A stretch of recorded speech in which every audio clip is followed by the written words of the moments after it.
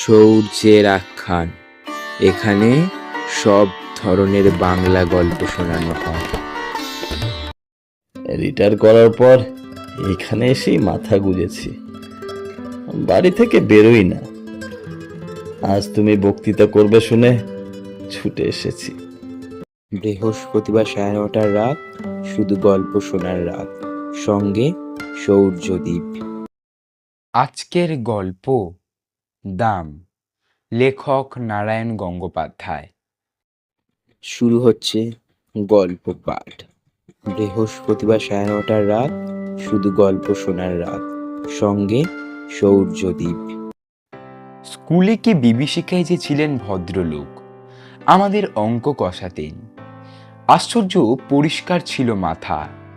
যেসব জটিল অঙ্ক নিয়ে আমরা ঘন্টার পর ঘন্টা পণ্ডশ্রম করেছি, একবার মাত্র তাকিয়ে দেখতেন তার দিকে, তারপরে এগিয়ে যেতেন ব্ল্যাকবোর্ডে। খসখস করে ঝড়ের গতিতে এগিয়ে চলত খড়ি।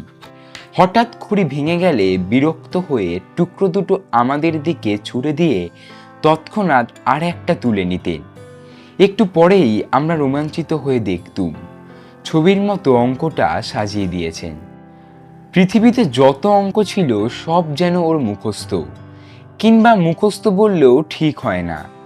মনে হতো আমাদের অদৃশ্য অক্ষরে বোর্ডে আগে থেকেই কষা রয়েছে, অথচ উনি দেখতে পাচ্ছেন ঠিক, আর সঙ্গে সঙ্গে তার উপরে খড়ি বুলিয়ে চলেছেন। অঙ্কে যারা 100-র মধ্যে 100 পায়, ওর ভয়ে তারাই তটস্থ হয়ে থাকতো। আর আমাদের মতো যেসব অঙ্ক বিশারদের টেনে টুনে কুড়িয়ে উঠতে চাইতো না, তাদের অবস্থা সহজেই কল্পনা করে যেতে পারে। প্রকাণ্ড হাতের প্রচণ্ড চড় খেয়ে মাথা ঘুরে যেত, কিন্তু কাঁদবার জোর ছিল না। চোখে এক ফোঁটা জল দেখলে ক্লাস ফাটিয়ে হুঙ্কার ছাড়তেন। পুরুষ মানুষ হয়ে অঙ্ক পারিস না, তার উপরে কাঁদতে লজ্জা করে না? এখনই পা ধরে স্কুলের পুকুরে ছুঁড়ে ফেলে দেব। তা উনি পারতেন। ওর চড়ের জোর থেকেই আমরা তা আন্দাজ করে নিয়েছিল। পুরুষ মানুষে অঙ্ক পারে না এমন অঘটন কল্পনাও করতে পারতেন না মাস্টার মশাই। বলতেন, প্লেটোর দোরগোড়ায় কি লেখা ছিল জানিস? যে অঙ্ক জানে না, এখানে তার প্রবেশ নিষেধ। স্বর্গের দরজাতেও ঠিক একই কথা লেখা রয়েছে। যদি সেখানে যেতে চাস তাহলে। স্বর্গের খবরটা মাস্টারমশাই কোত্থেকে জোগাড় করলেন তিনিই জানেন। প্লেটো কে, তার দরজা দিয়ে ঢুকতে না পারলে কি ক্ষতি হবে, এ নিয়ে আমরা কোনোদিনই মাথা ঘামাইনি। তাছাড়া যে স্বর্গে পা দিয়েই জ্যামিতির এক্সট্রা কষতে হবে, কিংবা স্কোয়ার মেজারের অঙ্ক নিয়ে বসতে হবে, সে স্বর্গের চাইতে লক্ষ যোজন দূরে থাকায় আমরা নিরাপদ বোধ করতুম। ম্যাট্রিকুলেশনের গণ্ডি পার হয়ে অঙ্কের হাত থেকে রেহাই পেলুম, মাস্টারমশাই হাত থেকেও। কিন্তু অঙ্কের সেই বিভীষিকা মন থেকে গেল না।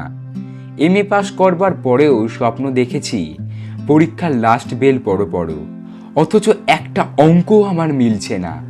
মাস্টারমশাই গাঢ় হয়ে একবার আমার সামনে এসে দাঁড়িয়েছেন, দু চোখ দিয়ে তার আগুন ঝরছে, দাঁতে দাঁতে ঘষে বলছেন, মাথার ওপর ঘুরন্ত পাখা সত্ত্বেও ঘামে নেয়ে আমি জেগে উঠেছি। মৃদু নীল আলোয় দেখেছি চেনা ঘরটাকে। চোখে পড়ছে সামনে আমার পড়ার টেবিল, আমার বইপত্রের স্তূপ।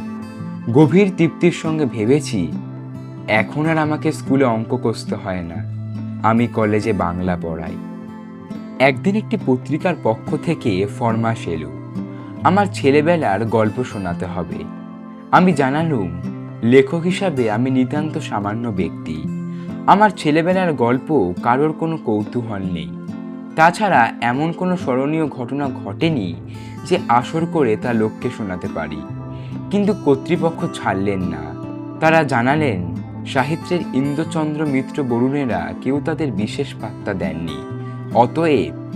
অতএব আমি ভাবলুম, তাহলে নির্ভয়ে লিখতে পারি। ওরা নিজেরা ছাড়া ওদের কাগজের বিশেষ পাঠক নেই, সুতরাং আমার আত্মকথা কারোর কাছে স্পর্ধার মতো মনে হবে না। কয়েকটি ঘরোয়া মানুষের কাছে ঘরোয়া গল্প বলবো, ওটা প্রীতির ব্যাপার, পদমর্যাদার নয়। কাগজ কলম নিয়ে বসে গেল। মনে এলো মাস্টার মশাইয়ের কথা, লিখলুম তাকে নিয়েই। ছবিটা যা ফুটলো তা খুব উজ্জ্বল নয়। লিখবার সময় কল্পনার খাত কিছু মিশিয়ে নিলুম, সেটা বলাই বাহুল্য। সেই সঙ্গে সুদূ প্রদেশেও একটু বর্ষণ করেছিলুম। মূল কথাটা এই ছিল, অহেতুক তাড়না করে কাউকে শিক্ষা দেওয়া যায় না। গাধা পিটিয়ে ঘোড়া করতে গেলে গাধাটাই পঞ্চত্ব পায়। তার প্রমাণ আমি নিজেই। মাস্টারমশাই আমাকে এত প্রহার করেও অঙ্ক শেখাতে পারেননি, বরং যা শিখেছিলুম তাও ভুলেছি। এখন 2 আর 2 4 না 5 হয়, তাই নিজের মধ্যে সন্দেহ জাগে। পত্রিকার কর্তৃপক্ষ খুশি হয়ে আমাকে 10 টাকা দক্ষিণা দিয়ে গেছেন। মাস্টারমশাইয়ের কাছ থেকে এইটুকুই আমার নগদ লাভ। তারপরে আরো অনেক দিন পার হয়ে গেল। সেই লেখার কথা ভুলে গেলুম মাস্টারমশাইকেও। বয়স বেড়েছে, বিনিদ্র রাত্রিযাপনের মতো অনেক সমস্যা এসে দেখা দিয়েছে জীবনে। বর্তমানে দাবিটা এত বেশি জোরালো যে স্মৃতির দিকে তাকাবার অবসর পর্যন্ত মেলে না।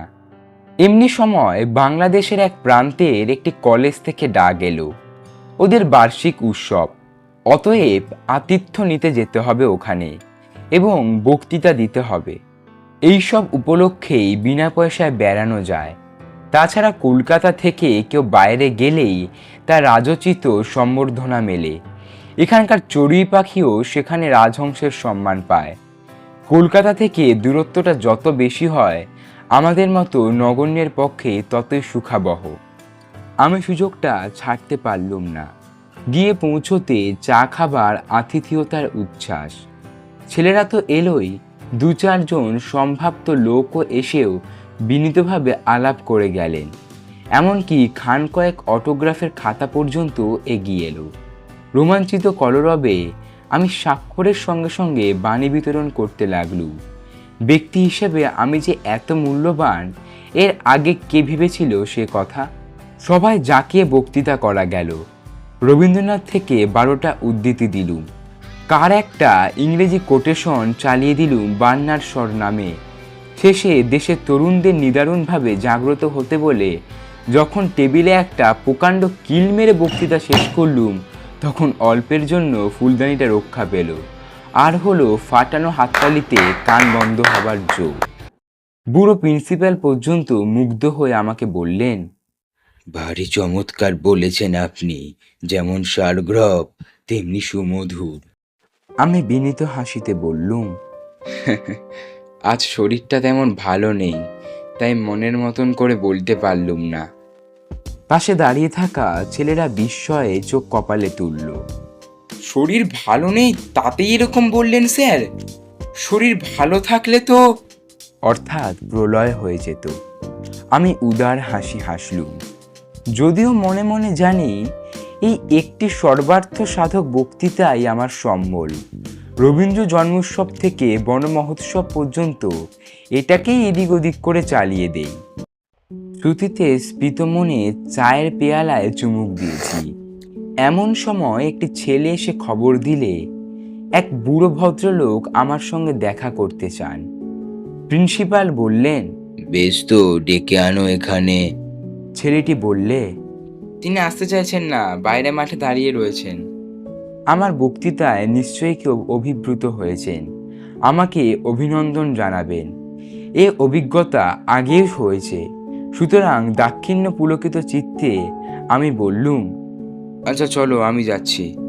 হলের বাইরে ছোট একটা মাঠ তরল অন্ধকারে ঢাকা। অত আলো থেকে বেরিয়ে এসে প্রথমে ভালো করে কিছু দেখতে পেলুম না। তারপর চোখে পড়ল মানুষটিকে। কুঁজো লম্বা চেহারা, মাথায় সাদা চুলকুড়ি চিকমিক করছে। ডাকলেন, সুকুমার। আমি চমকে উঠলুম। এখানে কেউ আমার নাম ধরে ডাকতে পারে, সেটা যেমন আশ্চর্য, তারও চেয়ে আশ্চর্য ওই গলার স্বর। আমার মনটাকে অদ্ভুতভাবে দুলিয়ে দিল। স্মৃতির অন্ধকার থেকে একটা ভয়ের মৃদু শিহরণ আমার বুকের ভিতর দিয়ে বয়ে গেল। আমাকে চিনতে পারছো না সুকুমার? আমি চিনেছি। ভয় পাবার অর্থটা বুঝতেও আর বাকি নেই। ওই ডাক শুনে ছেলেবেলায় বহুদিন আমার গায়ের রক্ত হিম হয়ে এসেছে। জানি এখনই একটা ভয়ঙ্কর চড় আমার পিঠের ওপর নেমে আসবে। সেই ভয়টার কঙ্কাল লুকিয়েছিল মনের চোরা কুঠরিতে। ওই স্বর বিদ্যুতের আলোর মতো তাকে উদ্ভাসিত করে তুলেছে। আমার মাথা তখনই ওর পায়ে নেমে এলো। মাস্টার মশাই, আপনি? মাস্টার মশাই বললেন, বেঁচে থাকো বাবা, যশস্বী হ। রিটায়ার করার পর এখানে এসেই মাথা গুঁজেছি, বাড়ি থেকে বেরোই না। আজ তুমি বক্তৃতা করবে শুনে ছুটে এসেছি। খুব খুব ভালো বলেছো সুকুমার, খুব খুশি হয়েছি। কিন্তু আমি খুশি হতে পারলুম না। বিজ্ঞানের ছাত্র ছিলেন মাস্টার মশাই। বুদ্ধিতে ছুরির ফলার মতো ঝকঝক করত চোখ। আজ আমার বক্তৃতার ফাঁপা ফানুস দিয়ে যদি ওকে ভোলাতে পেরে থাকি, তাহলে সেটা আমার কৃতিত্বে নয়, ওর মনেরও বয়স বেড়েছে বলে।